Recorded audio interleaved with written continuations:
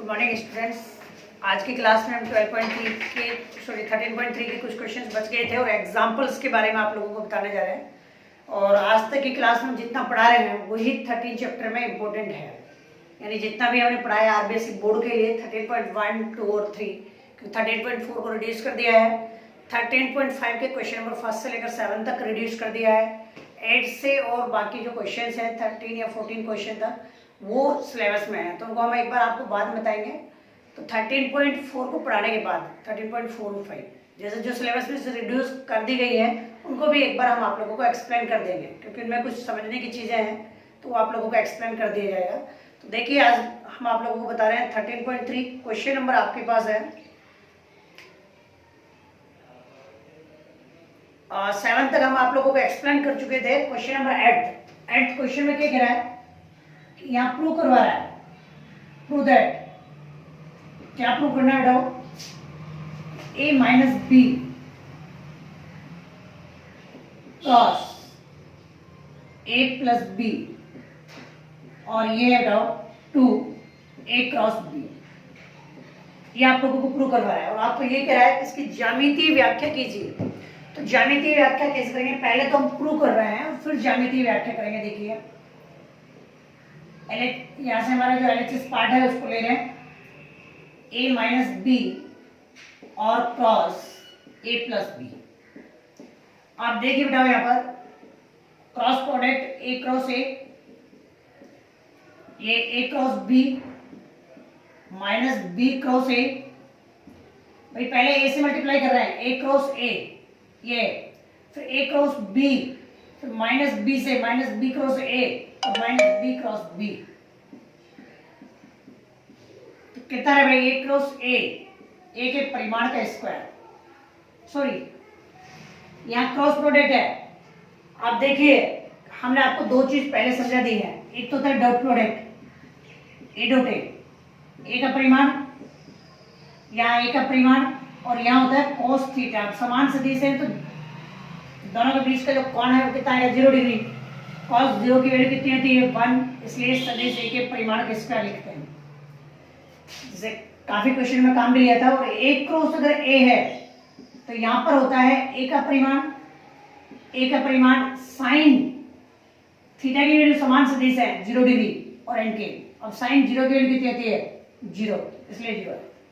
तो आप देखिए समान सदिश है, क्रॉस प्रोडक्ट कितना आएगा 0, a क्रॉस b, यहाँ डायरेक्शन चेंज करेंगे तो प्लस का हो जाएगा a क्रॉस b, तो डायरेक्शन चेंज करेंगे। हमने आप लोगों को ये लिखवा रखा है कि a क्रॉस b, क्लियर है भाई, ये आ जाएगा अपने पास माइनस b क्रॉस a के, ये बता रखा है, और ये आ जाएगा माइनस ये 0, क्योंकि समान सदिश है, समान सदिशों का क्रॉस प्रोडक्ट कितना हो जाएगा 0। तो आप देखिए a cross b plus a cross b, ये डबल हो गया a क्रॉस b, ये आपका क्वेश्चन हो गया है। ये तो हमने समझाने के हिसाब से बताया है, ये आपको क्वेश्चन है और इसको ये प्रूव कर दिया गया है। एलएचएस पार्ट लेके चले थे, ओपन किया, वैल्यूज पुट की और ये आ रहा अपने पास 2a क्रॉस b के, एलएचएस इसको क्या गया आरएचएस। लेकिन अब क्या है ज्यामितीय व्याख्या, तो ज्यामितीय व्याख्या कैसे करेंगे,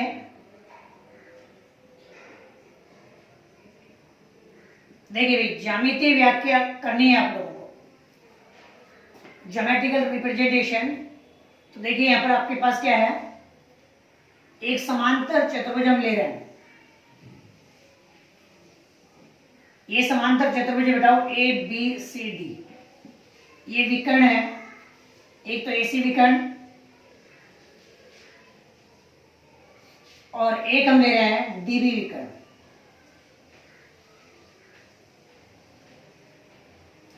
तो आप यहां पर देखिए कि हम मान रहे हैं कि माना ए बी बराबर आपके पास, या फिर पहले ये बता दीजिए आप लोग कि ए बी सी डी जो है एक समांतर चतुर्भुज है, ए बी सी डी एक समांतर चतुर्भुज है। ए बी सी डी क्या है भाई, समांतर चतुर्भुज है। तो आप देखिए यहाँ पर ए बी जो वेक्टर है उसको ले रहा हूँ ए वेक्टर, तो ये आ जाएगा डी सी वेक्टर के इक्वल आ जाएगा, क्योंकि इसे ए वेक्टर ले रहे हैं तो ये भी ए वेक्टर आएगा। और जो BC वेक्टर है उसको ले रहे हैं हम B के इक्वल, यानी ये तो A है, दोनों सेम हो जाएंगे, और ये B वेक्टर है, इधर भी ये B वेक्टर है। अब आप देखिए सदिशों के त्रिभुज नियम से, यानी पहली कंडीशन हम ले रहे हैं त्रिभुज ABC में। त्रिभुज ABC आप लोगों को दिखाई दे रहा है, त्रिभुज ABC। इस त्रिभुज ABC में देखिए आप लोग त्रिभुजों के सदिश नियम से सदिश नियम से क्या कंडीशन बेटा, देखिए AC वेक्टर जो है भाई ये दोनों समान दिशा में है और AC अपोजिट में है, तो AC वेक्टर जो आएगा वो आएगा AB vector plus BC vector. तो आपके पास AC वेक्टर जो आ रहा है तो देखिए AC vector is equal to vector A plus vector B, यानी ये विकर्ण AC का स्थिति सदिश आ गया A प्लस B। अब सेम यही कंडीशन आप देखें त्रिभुज ADB में, त्रिभुज ADB दिखाई दे रहा है। इस त्रिभुज में देखिए आप लोग, आपके पास AD वेक्टर प्लस ये DB वेक्टर की डायरेक्शन है DB वेक्टर और इज इक्वल टू आ रहा है AB वेक्टर।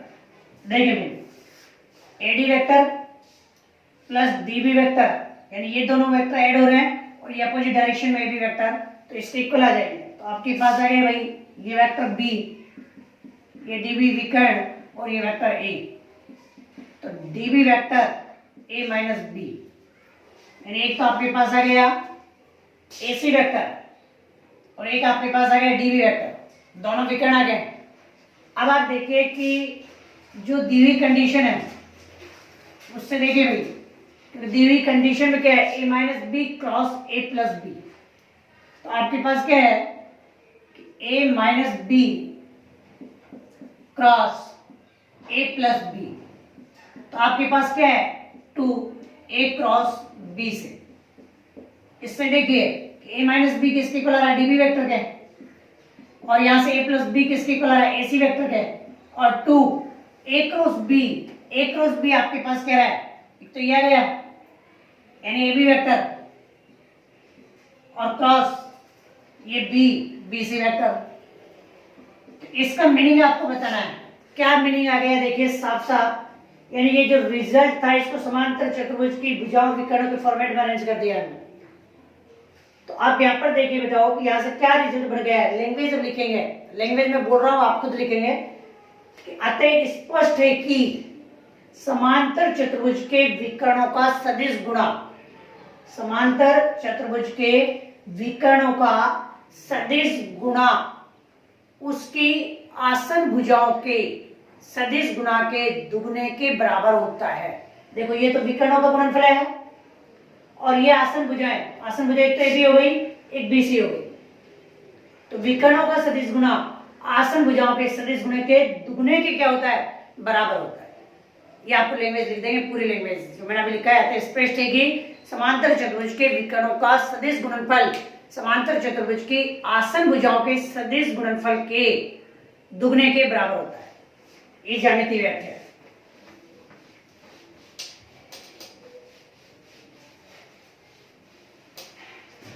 तो अब आप देखिए नेक्स्ट क्वेश्चन आगे हम कंटिन्यू कर रहे हैं। क्वेश्चन नंबर 9th क्वेश्चन क्या कह रहा है, किसी सदिश A के लिए आपको सिद्ध करना है, प्रूव दैट, क्या सिद्ध करना है, A क्रॉस I के परिमाण का स्क्वायर, A क्रॉस J के परिमाण का स्क्वायर, A क्रॉस K के परिमाण का स्क्वायर और 2A के परिमाण का स्क्वायर, ये अपने पास है। तो देखिए किस तरीके से हम सॉल्व करेंगे। यहां से हम अज्यूम कर रहे हैं कि माना कोई सदिश A हमारे पास है, A1I cap plus B1J cap plus C1K cap, ये कोई वेक्टर मैंने अज्यूम कर लिया है। अब यहाँ जो जो टर्म काम आ रही है जैसे A cross I cap, A cross J cap और A क्रॉस K कैप, ये हमारे पास काम आ रहा है और यहाँ परिमाण भी काम आ रहा है। सदिश A का परिमाण कितना आ जाएगा, देखिए किसी भी सदिश का परिमाण हमने आपको बता रखा है, उसके आई कैप जे कैप के कैप के गुणांकों का होल स्क्वायर का योगफल। तो एक 1 का स्क्वायर, b1 का स्क्वायर और c1 का स्क्वायर। अगर मैं यहाँ वर्क कर देता हूँ तो सदिश के परिमाण का square a1 square, b1 square और c1 स्क्वायर, इक्वेशन नंबर 4। ये सदिश का परिमाण आ गया। लेकिन अभी जो तीन टर्म यहाँ पर आ रही है इनके लिए हम सॉल्व कर रहे हैं। तो देखिए ए क्रॉस आई कैप, जे कैप और के कैप। ए के लिए ए वेक्टर कितना है a1, b1 और c1। ये तो पहले वाले सदिश के आई कैप जे कैप के कैप के गुणांक आ गए। इस सदिश में देखिए आई कैप के लिए आई कैप का गुणांक कितना 1, ये 0 ही है। आप देखें यहाँ पर आई कैप, या फिर आप इस तरीके से कीजिए कि तीसरी पंक्ति से विस्तार कर रहे हैं। तीसरी पंक्ति से विस्तार करने पर, तीसरी पंक्ति से विस्तार करेंगे ए क्रॉस आई कैप। अब देखिए तीसरी पंक्ति से विस्तार करेंगे 1, ये छोड़ रहे हैं और ये छोड़ रहे हैं। तो कितना आएगा अपने पास जे कैप के कैप b1 c1 -0 और ये +0।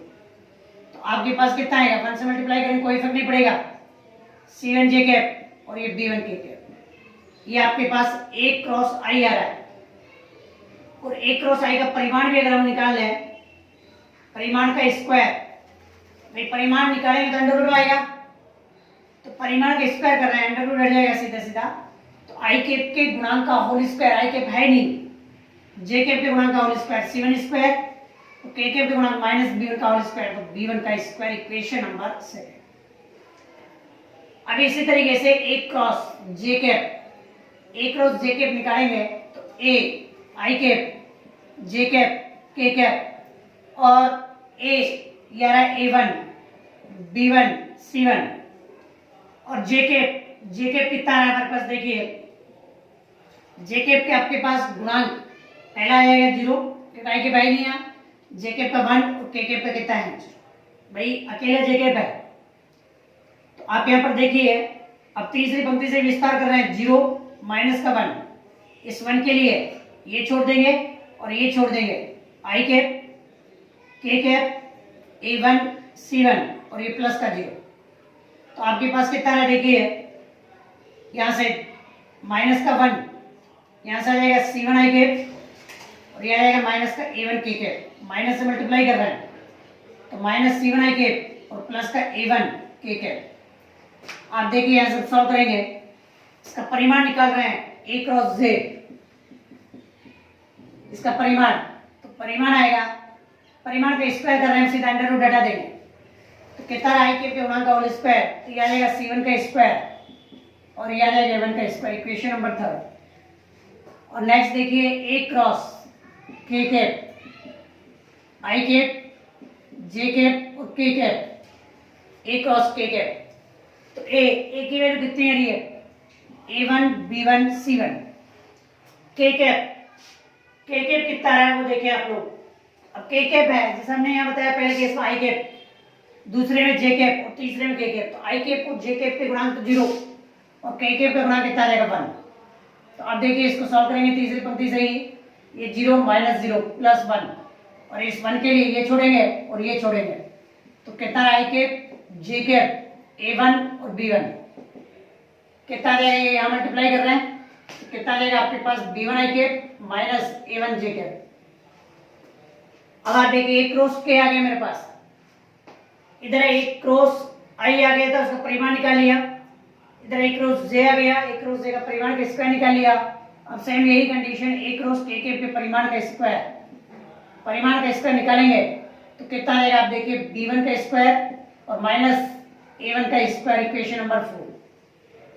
समीकरण 2, 3 व 4 को जोड़ने पर, 2, 3, 4 को जोड़ेंगे तो यह आ जाएगा एक क्रॉस आई कैप के परिमाण का स्क्वायर, एक क्रॉस जे कैप के परिमाण का स्क्वायर और एक क्रॉस के कैप के परिमाण का स्क्वायर। समीकरण 2, 3 और 4 को जोड़ रहे हैं, तीनों को अगर जोड़ रहे हैं तो आपके पास कितना है, देखिए c1 का square plus b1 square C1 square plus A1 square, और ये आ जाएगा B1 square plus A1 square. तो यहाँ से क्या रिजल्ट मिल रहा है, C1 डबल हो रहा है, B1 डबल हो रहा है और A1 डबल हो रहा है। तो हम लिख देंगे 2 A1 का स्क्वायर, B1 का स्क्वायर और C1 का स्क्वायर। और समीकरण 1 से ये वैल्यू जो है वो किसकी है, A के सदिश A के परिमाण का स्क्वायर। तो यहाँ पर लिख देंगे 2 सदिश A के परिमाण का स्क्वायर। तो LHS इक्वल टू क्या गया, RHS। इस तरीके से आपको पढ़ना है, जिस तरीके से हम लिखवा रहे हैं, लिखने का तरीका जिस तरीके से हम बता रहे हैं वही आपको फॉलो करना है। अब आप देखिए question number 10। Question number 10 syllabus में से हट गया है, लेकिन फिर भी हम आपको बता देते हैं। और 2019 में इस पर क्वेश्चन भी आ चुका है।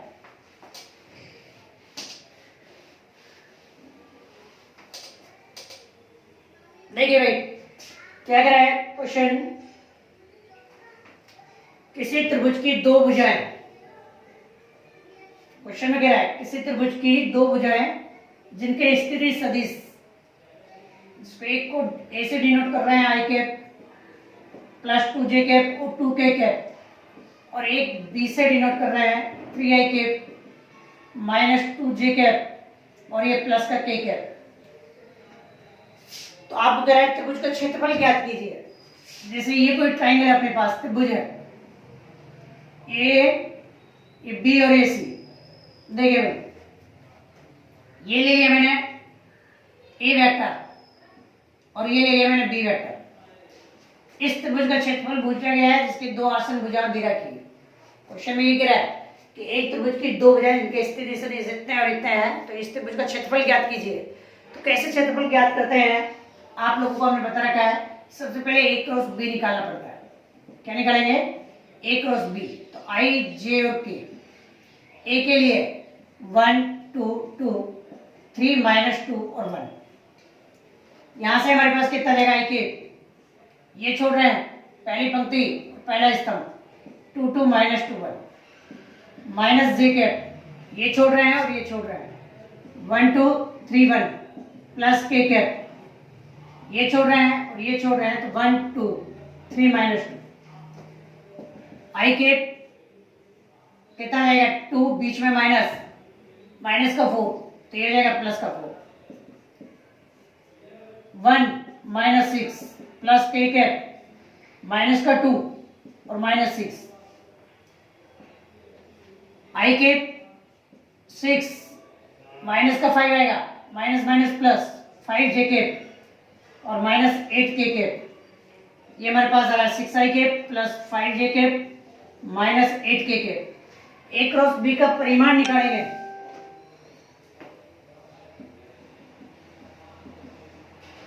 ए क्रॉस बी का परिमाण, तो परिमाण कैसा आएगा, देखिए भाई 6 का होल स्क्वायर 36,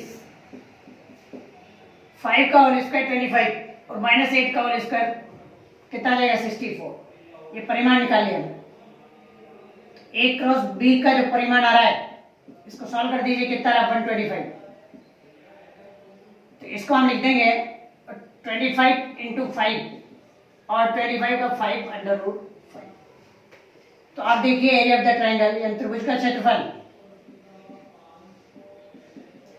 हमने आपको बताया 1/2 ए क्रॉस बी का परिमाण, तो 1/2 और ए क्रॉस बी का जो परिमाण है 5 अंडर रूट 5।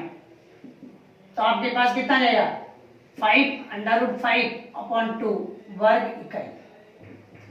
इस तरीके से आप लोगों को सॉल्व करना है बेटा। ऐसे ही ये क्वेश्चन ऐसे भी बन सकता है कि एक त्रिभुज के तीनों शीर्ष दे दिए जाएंगे। तो तीनों शीर्ष अगर दे दिए जाएंगे तो पहले कोई सी भी दो आसन भुजाएं, जैसे यहाँ से बी निकालेंगे और बी से निकालेंगे, तो बी और बी से निकालने के बाद उनका क्रॉस प्रोडक्ट निकालेंगे, परिमाण निकालेंगे, वैल्यू पुट करके आंसर निकालेंगे। ऐसा ही कि समांतर चतुर्भुज बन सकता है। एक एग्जांपल दे रखा है, तो अब आप देखिए एग्जांपल नंबर 2 एग्जांपल जो मैंने इंपॉर्टेंट लगवाया था वो मैं करा रहा हूँ आप लोगों को। बाकी अगर कोई डाउट है तो ग्रुप के अंदर आप सेंड कर दें, जो आपका व्हाट्सएप ग्रुप बना हुआ है उसके अंदर आप सेंड कर दें। कोई और डाउट है आपका 13.3 तक में, तो आप देखिए अभी क्वेश्चन हम करा रहे हैं आप लोगों के एग्जाम्पल के।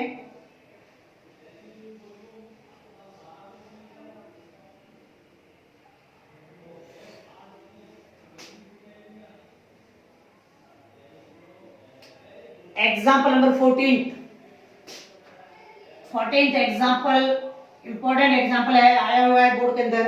यदि दो सदिश ए और बी के मध्य कोण थीटा है, सिद्ध करवाना है आपको, प्रूव दैट।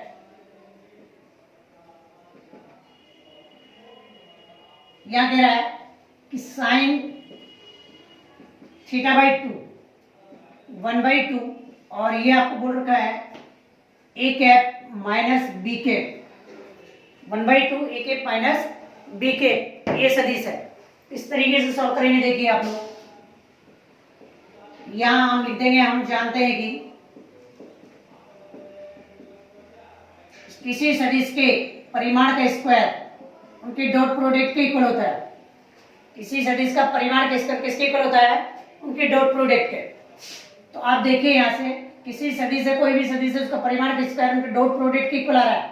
तो यहां से जो हमारे पास टर्म चल रही है वो है ए। भाई एक बार मिनट, यहाँ के बोल रखा है। हाँ, ये क्वेश्चन में एक और चीज बोल रखी है कि ए और बी जो है वो इकाई सदिश है, ये दिया है। क्योंकि यहाँ केप है, इसका मतलब ये दोनों क्या है, क्वेश्चन में बोल भी रखा है कि ए और बी दोनों क्या है, इकाई सदिश है। तो ए के परिमाण के और बी का परिमाण दोनों की वैल्यू कितनी है, यहाँ पर ये चीज ध्यान रखें, क्वेश्चन बोल रखा है। तो अब आप देखिए कि ए केप माइनस बी केप का परिमाण का स्क्वायर, ये प्रॉपर्टी लगा रहे हैं, तो कितना आएगा? A cap minus B cap dot A cap minus B cap. तो आप देखें भाई, यहां पर आपके पास जो कंडीशन है, A cap dot A cap minus A cap dot B cap, A cap dot A cap, A cap dot B cap, और यह आ जाएगा अपने पास, देखिए भाई, minus B cap dot A cap, और यहां से minus minus plus B cap dot B cap. तो अब आप देखिए ए डॉट ए कैप, तो ये बन जाएगा ए के परिमाण का स्क्वायर। तो किसी भी सदिश, समान सदिश का डॉट प्रोडक्ट परिमाण के स्क्वायर के इक्वल होता है, minus A cap dot B cap, और यहाँ A cap dot B cap, इसको लिख देंगे, और ये बन जाएगा बी कैप के परिमाण का स्क्वायर। तो आपके पास क्या है, ए कैप के परिमाण का स्क्वायर यानी 1, A cap dot A cap, ये डबल हो जाएगा, और यहाँ से 1, तो 1 और 1 कितना है? 2 minus 2, A cap dot B cap, इसको अपन कर दीजिए के परिमाण, बी का परिमाण और कॉस थीटा। अब आप देखिए 2 माइनस 2, ये 1 आएगा, ये भी 1 है, और ये कॉस थीटा, तो कितना जाएगा? 2 कॉमन, 1 माइनस कॉस थीटा, और इसको लिख देंगे 2, ये बन जाएगा 2 साइन स्क्वायर थीटा बाई 2। तो अब आप देखिए यहां से आगे जब सोल्व करेंगे तो आपके पास आ रहा है ए कैप माइनस बी कैप के परिमाण का स्क्वायर, 2 इंटू 2 4 हो रहा है, और sine square theta by 2, 4 common इधर आ जाएगा डिवाइड में, तो ये आ जाएगा 1/4 ए कैप माइनस बी कैप का परिमाण का स्क्वायर और sine square theta by 2। Square हटाकर अंडर रूट लगा दें, तो जब हम स्क्वायर हटाकर अंडर रूट लगाएंगे तो इधर का अंडर रूट आपके पास कितना जाएगा? Sine theta by 2 is equal to 1/2, और ये आ जाएगा A cap minus B cap, ये आपका आंसर है। ये आपको प्रूव करवा रहा है, sine theta by 2 is equal to 1/2 A cap minus B cap. अब आप देखिए क्वेश्चन नेक्स्ट, एक क्वेश्चन और हम आप लोगों को बता रहे हैं, एग्जाम्पल नंबर 15। एग्जाम्पल नंबर 15 का जो सेकंड पार्ट है वो ज्यादा इंपॉर्टेंट है। 13.5 के अंदर भी एक क्वेश्चन ऐसा आएगा, और एग्जाम आया हुआ क्वेश्चन है ये।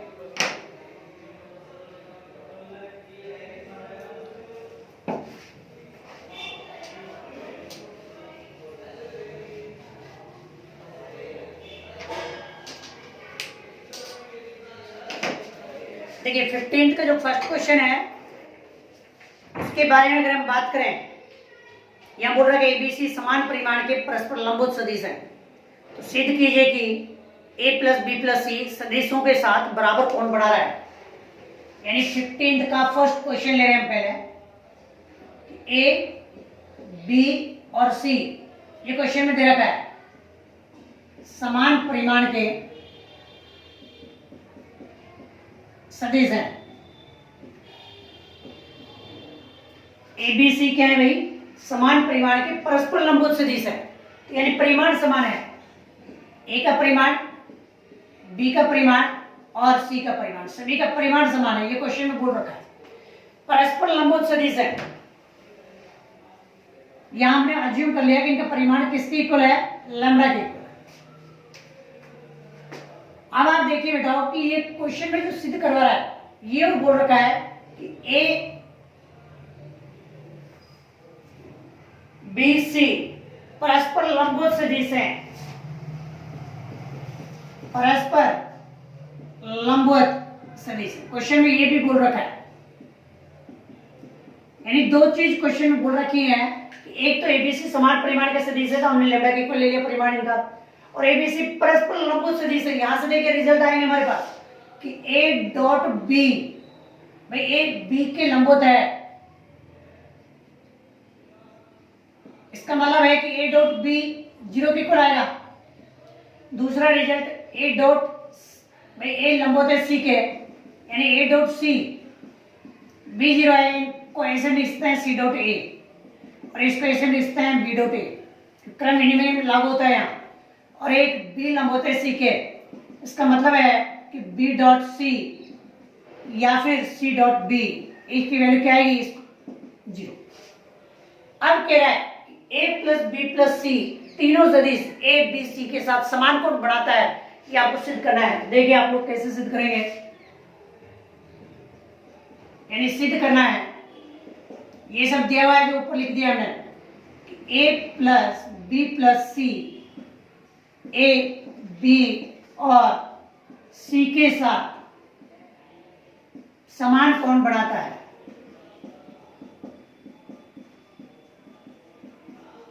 तो देखिए भाई समान कोण बना रहा है, ये आपको सिद्ध करना है। तो हम यहां निकाल रहे हैं पहले ए प्लस बी प्लस सी और ए के मध्य कोण, ए के मध्य कोण हम ले रहे हैं, कोण कितना है? अल्फा है। तो क्या बन जाएगा? दो सदिशों के मध्य कोण cos अल्फा। इन दोनों सदिशों का dot product A plus B plus C dot A vector upon इन दोनों के परिमाण A plus B plus C का परिमाण और ए का परिमाण। अब आप देखिए cos अल्फा यह रहा है ए डॉट ए और बी डॉट ए और C dot A, A plus B plus C का परिमाण, ये का परिमाण। अब देखिए इन दोनों की वैल्यू कितनी आ जाएगी? 0। समीकरण 2 से यहाँ लिख दोगे, समीकरण 2 से मान रखने पर हमारे पास जगह की कमी आएगी। इस क्वेश्चन थोड़ा बड़ा है, तो यहाँ लिख देंगे समीकरण 2 से मान रखने पर। समीकरण 2 से जैसे मान रखेंगे cos अल्फा, तो ये बन जाएगा ए के परिमाण का स्क्वायर, ये 0 और ये 0। अब ए प्लस बी प्लस सी और ये आ जाएगा ए का परिमाण। अब ए का परिमाण कट रहा है तो ए का परिमाण कैंसिल होगा, तो ए का एक पावर बचेगी परिमाण की, तो ए प्लस बी प्लस सी। एक पावर कटेगी, एक पावर बचेगी। तो अब आप देखें यहां पर, तो आपके पास कितना रहा है? cos अल्फा की वैल्यू, ए का परिमाण समीकरण 1 से मैंने कितना ले रखा है? लैम्डा। ये लैम्डा ए प्लस बी प्लस सी, ये आ गया अपने पास इक्वेशन नंबर, ये अपने पास था। अब आप देखिए ए प्लस बी प्लस सी और बी के मध्य कोण, तो बी के मध्य कोण कैसे निकालेंगे? ये मैंने ले लिया बीटा है, कितना भाई?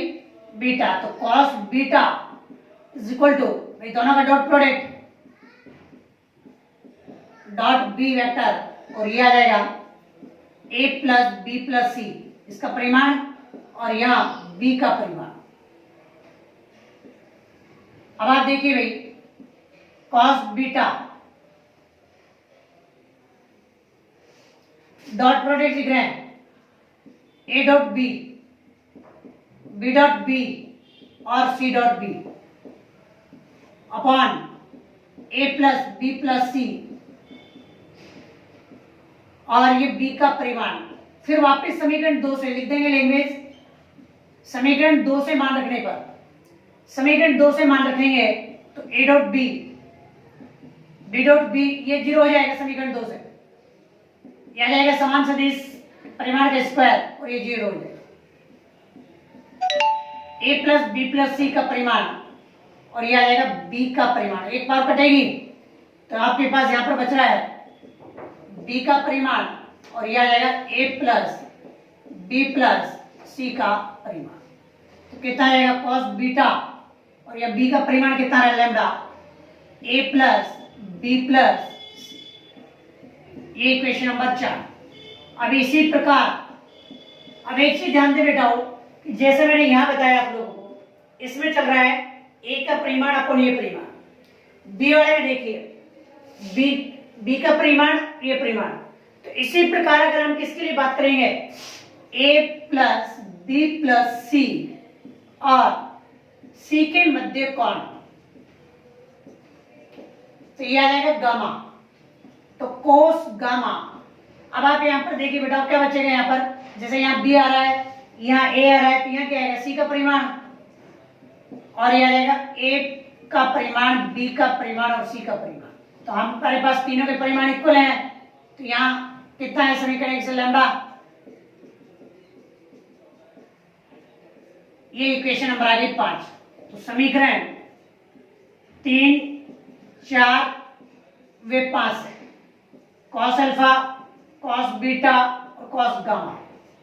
तो अल्फा बराबर बीटा बराबर गामा, ये आपको समझ में, यानी इस तरीके से आपको करना है। ये क्वेश्चन जो प्रूव करवा रहा है हमने आपको बता दिया है। अब एक क्वेश्चन और देखिए, लास्ट जो 15th का सेकंड क्वेश्चन है वो हम बता रहे हैं। 15th का सेकंड क्वेश्चन क्या कह रहा है, 15th का सेकंड 15th का जो सेकंड क्वेश्चन है वो कह रहा है a का परिमाण है क्वेश्चन में 3, b का परिमाण जो है वो है क्वेश्चन में 4 और c का जो परिमाण है वो क्वेश्चन में कितना है 5, 3 4 5। यदि प्रत्येक सदिश अन्य दो सदिशों के योग पर क्या हो, लंबवत हो, यानी प्रश्नानुसार प्रत्येक सदिश, यहां पर लैंग्वेज में लिखा है कि प्रत्येक सदिश अन्य दो सदिशों के योग के लंबवत है। प्रत्येक सदिश अन्य दो सदिशों के योग के लंबवत है, ये क्वेश्चन में बोल रखा है। तो a plus B plus C का परिमाण आपको ज्ञात करना है। तो देखिए क्या कराएगा, a b प्लस सी के लंबवत है, इसका मतलब है कि a डॉट b प्लस सी आपके पास आएगा 0, b a प्लस सी के लंबवत है, इसका मतलब आ जाएगा कि जो b वेक्टर है डॉट a प्लस सी ये आ जाएगा 0। और इसी तरीके से c a प्लस b के लंबवत है, इसका मतलब है कि आपके पास c dot a plus b कितना आ जाएगा 0। ये इक्वेशन नंबर ले लेंगे फर्स्ट, जो जरूरत पड़ेगी वहां काम में। अब आप देखिए क्वेश्चन में क्या है, a plus b plus C का परिमाण पूछा जा रहा है। डायरेक्ट परिमाण हम किसी भी तरीके से नहीं निकाल सकते, तो हम क्या करेंगे कि a प्लस b प्लस सी के परिमाण का स्क्वायर, परिमाण का स्क्वायर किसके बराबर आ जाएगा, फॉर्मूला बन जाएगा, किसी भी सदिश के परिमाण का स्क्वायर उनके डॉट प्रोडक्ट के इक्वल होता है। किसके इक्वल होता है, उनके डॉट प्रोडक्ट के। तो आप देखिए यहां पर भाई a dot a dot b, क्योंकि इसे मल्टीप्लाई कर रहे हैं। आप देखिए थोड़ा सा यहां समझिए, a डॉट a पहली कंडीशन, फिर हम a डॉट b नहीं लिख रहे हैं। इस चीज को थोड़ा सा ढंग से समझें कि a dot direct b plus C क्यों लिख रहा हूं, क्योंकि समीकरण 1 का काम यूज में लेंगे। प्लस अब b के साथ सेम वही condition a dot C, b के साथ प्लस आएगा a प्लस सी, यानी b है b डॉट यहां से a और c, और बी डॉट बी प्लस, अब सी के साथ देखिए C dot A plus B, और यहाँ से हमारे पास आ जाएगा सी डॉट सी। और आप देखें समीकरण 1 से हम सोल्व कर रहे हैं, ए के परिमाण का स्क्वायर ए जीरो, यहाँ पर ए जीरो, अरे रुको, बी के परिमाण का स्क्वायर और सी के परिमाण का स्क्वायर, ए के परिमाण का स्क्वायर, ए बी के परिमाण का स्क्वायर और सी के परिमाण का स्क्वायर, तीन जगह जीरो रख दिया, यहाँ और यहाँ लिख देंगे साइड में समीकरण 1 से। तो समीकरण 1 का यूज ले लिया। अब ए का परिमाण कितना है, ए का परिमाण है 3, बी का परिमाण कितना है 4 और सी का परिमाण कितना है 5। तो ये आ जाएगा अपने पास 9, 16 और 25, यानी कितना आएगा 50। आपको इसके परिमाण निकालना है केवल, तो स्क्वायर हटा के इधर के लगा देंगे अंडर रूट, तो a plus B plus C का परिमाण बराबर अंडर रूट 50। अंडर रूट 50 को सोल्व कर देंगे, आपका आंसर आ जाएगा। तो इस तरीके से आप लोगों को सोल्व करना है। तो मेरे हिसाब से आज की क्लास के जो क्वेश्चन कराए हैं वो आप लोगों के क्लियर हो गए होंगे। अब नेक्स्ट क्लास में हम आप लोगों को बताएंगे 3 सदिशों का अदिश गुणा कैसे किया जाता है।